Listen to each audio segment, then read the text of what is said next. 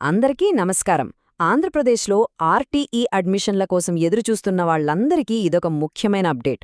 మొదటి లాటరీ ఫలితాలు వచ్చేశాయి. సో వాటి గురించి వివరంగా ఇప్పుడు మనం మాట్లాడుకుందాం. అయితే అందరికన్నా ముందు ఒక ముఖ్యమైన నంబర్ గురించి మాట్లాడుకుందాం. 30,075. అవును, అక్షరాల 30,075 మంది విద్యార్థులకు రాష్ట్రవ్యాప్తంగా టాప్ ప్రైవేట్ స్కూల్స్లో ఫ్రీ సీట్లు దక్కాయన్నమాట. ఇది నిజంగా పెద్ద విషయం కదా. సో అందరూ ఎంతో ఆసక్తిగా ఎదురుచూసిన ఆ రోజు రానే వచ్చింది. విద్యా హక్కు చట్టం కింద 2026-27 అకాడమిక్ ఇయర్కు సంబంధించి ఫస్ట్ ఫేజ్ లాటరీ రిజల్ట్స్ని మార్చ్ 25, 2026న అధికారికంగా రిలీజ్ చేశారు. సరే, రిజల్ట్స్ వచ్చాయి అంటున్నాం కదా, మరి వీటిని ఎలా చెక్ చేసుకోవాలి? ప్రాసెస్ చాలా సింపుల్ అండి. ఎవరైతే సెలెక్ట్ అయ్యారో వాళ్ల తల్లిదండ్రుల రిజిస్టర్డ్ మొబైల్ నంబర్కు ఒక SMS వస్తుంది. ఒకవేళ SMS రాకపోయినా కంగారు పడాల్సిన పనిలేదు. డైరెక్ట్గా అఫీషియల్ వెబ్సైట్ csce.ap.gov.in కి వెళ్లి కూడా రిజల్ట్స్ చూసుకోవచ్చు. ఓకే, ఇప్పుడు కొన్ని నంబర్స్ చూద్దాం.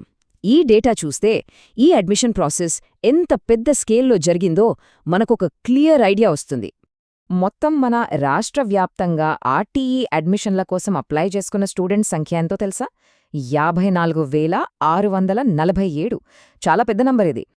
అయితే అప్లై చేసిన వాళ్లందరిలో, అంటే ఆ 54,647 మందిలో దాదాపు 54,016 మంది లాటరీకి ఎలిజిబుల్ అయ్యారన్నమాట.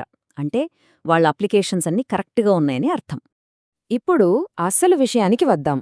ఈ ఫస్ట్ రౌండ్లో ఎలిజిబుల్ అయిన ఈ 54,016 మందిలో సుమారు 30,075 మందికి సీట్లు అలాట్ అయ్యాయి.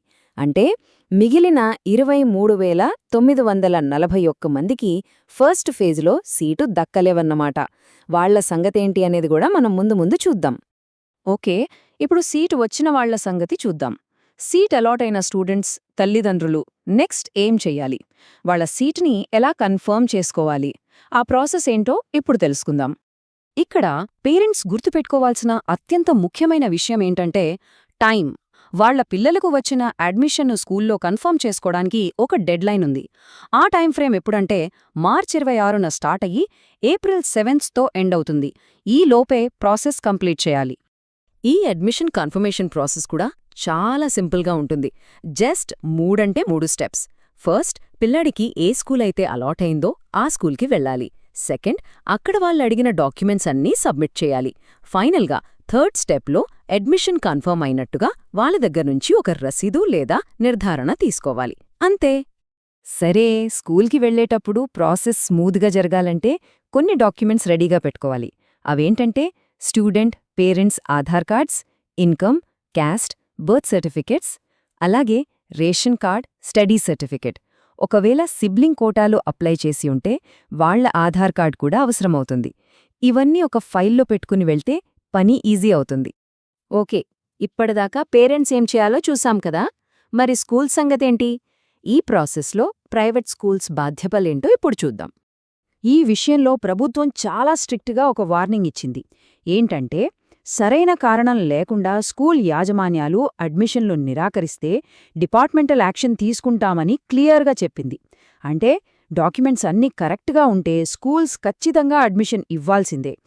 మరి స్కూల్ మేనేజ్మెంట్కి ఏమైనా డౌట్స్ వస్తే వాళ్లేం చేయాలి? వాళ్లకోసం కూడా ఒక సిస్టమ్ పెట్టారు. వాళ్లకేమైనా క్వశ్చన్స్ ఉంటే వాళ్ల ఏరియా ఎంఈఓ, డిఈఓ లేదా ఆర్జేడీ ఆఫీసులో కాంటాక్ట్ చేసి క్లారిఫై చేసుకోవచ్చు. దీనివల్ల అందరికీ ప్రాసెస్ ఈజీ అవుతుందన్నమాట. సరే, ఇందాక మనం అనుకున్నాం కదా ఫస్ట్ రౌండ్లో సీటు రాని వాళ్ల సంగతేంటి అని. ఇప్పుడు ఆ విషయం గురించి మాట్లాడుకుందాం. ఇప్పుడు చాలామంది తల్లిదండ్రుల మదిలో మెదులుతున్న ప్రశ్న ఇదే. ఫస్ట్ రౌండ్లో సెలెక్ట్ కాని మా పరిస్థితేంటి? మాకింకా అవకాశం ఉందా? దీనికి సమాధానమేంటంటే ఎవ్వరూ కంగారు పడాల్సిన అవసరం లేదు. ఎందుకంటే రెండో దశ లాటరీ ఉంది. ఆ second phase lottery results April 12న రిలీజ్ చేస్తారు. సో ఇంకో ఛాన్స్ ఉందన్నమాట. అయితే ఈ సెకండ్ ఫేజ్ లాటరీ ఎవరికోసం అంటే ఫస్ట్ రౌండ్ అడ్మిషన్స్ అన్నీ అయిపోయాక ఏ స్కూల్స్లో అయితే ఇంకా సీట్లు ఖాళీగా ఉన్నాయో ఆ స్కూల్స్కి 5 కిలోమీటర్ల పరిధిలో ఉండే ఎలిజిబుల్ స్టూడెంట్స్తో ఈ ఖాళీలను భర్తీ చేస్తారన్నమాట. సరే, ఇక ముగించే ముందు ఒక ముఖ్యమైన విషయం. ఈ మొత్తం ప్రాసెస్లో ఇంకేమైనా డౌట్స్ ఉన్నా, ఇంకా డీటెయిల్స్ కావాలన్నా ఈ టోల్ ఫ్రీ నంబర్కి కాల్ చేయవచ్చు. 1800-425-8599. మొత్తానికి ఈ అడ్మిషన్ ప్రక్రియ వేలాది మంది విద్యార్థుల భవిష్యత్తుకు ఒక మంచి పునాది వేస్తోందని చెప్పొచ్చు. ఇది నిజంగా ఒక మంచి పరిణామం.